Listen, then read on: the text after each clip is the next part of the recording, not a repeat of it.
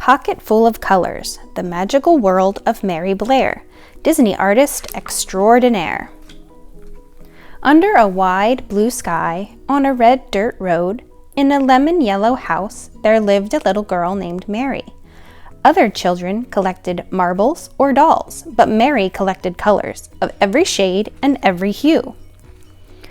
One day, Mary's parents announced they were moving out west. As she waved goodbye to the yellow house, Mary tucked her friend Lemon in her pocket.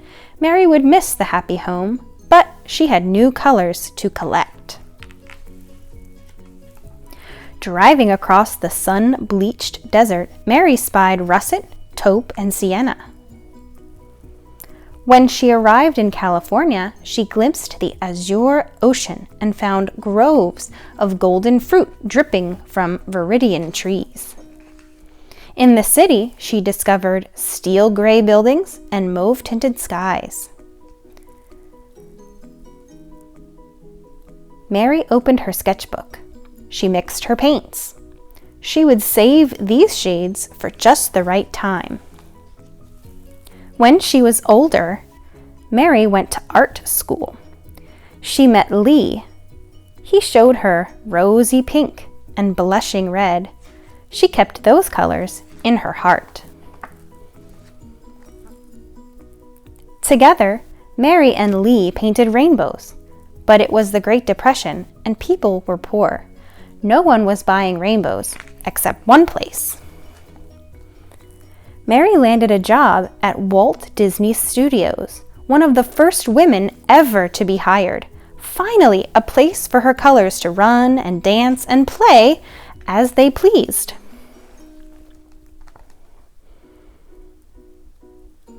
But on her first day of work, the men in charge didn't want to talk about cerulean or celadon or cerise. They were only interested in black and white. Mary was told to follow the rules. She tried, but her colors were too vivid, too wild. When Mary turned in her work, all her ideas were rejected. Twinkling emerald skies, the men turned them blue. Magenta horses that could fly, the men made them brown and put them in a stable. Peach giraffes with tangerine spots, her bosses just shook their heads. They didn't know what to make of her art. But Walt, the man who owned the company, did. He loved her colors so much, he asked Mary to join him on a trip to South America to meet some new ones. Mary delighted in the colors of Brazil, Argentina, and Peru. She worked hard to capture the vibrant scenery. When it was time to go home, Mary's bags burst with fuchsia, teal, aquamarine, indigo, lime green, and banana yellow.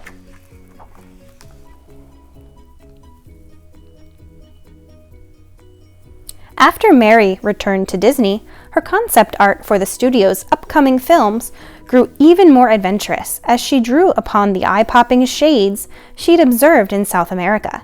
Cinderella needed a teal pumpkin coach. The caterpillar in Alice in Wonderland could only be aquamarine, and the mermaids in Peter Pan simply had to be lime green. This time, some of Mary's ideas were accepted, but most of her art was still considered too modern, too abstract, and just not right. Mary's colors encouraged her to leave the men with their black lines and strict rules. So, she did.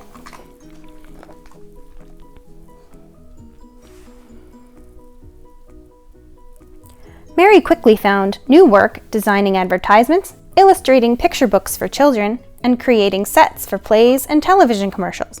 She enjoyed the freedom of these new jobs, but Mary missed Walt.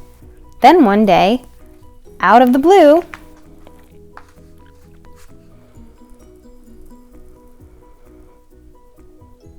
her phone rang. It was Walt. "Mary, I have a project for you. I need your wild and beautiful colors." His voice boomed.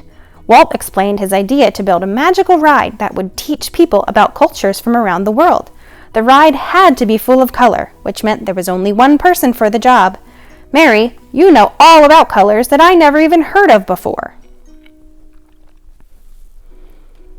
Mary smiled, and then she frowned as she remembered the rules and the lines and the men in charge who didn't understand her colors or her style of art.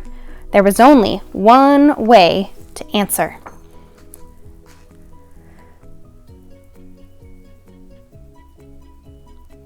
"Yes," said Mary, but her yes came with a condition. This time, Mary wanted to be the one in charge. Walt welcomed her aboard. Mary's paints seemed to sparkle when she hung up the phone. She had never been to places like China or Morocco or Kathmandu, but her colors had.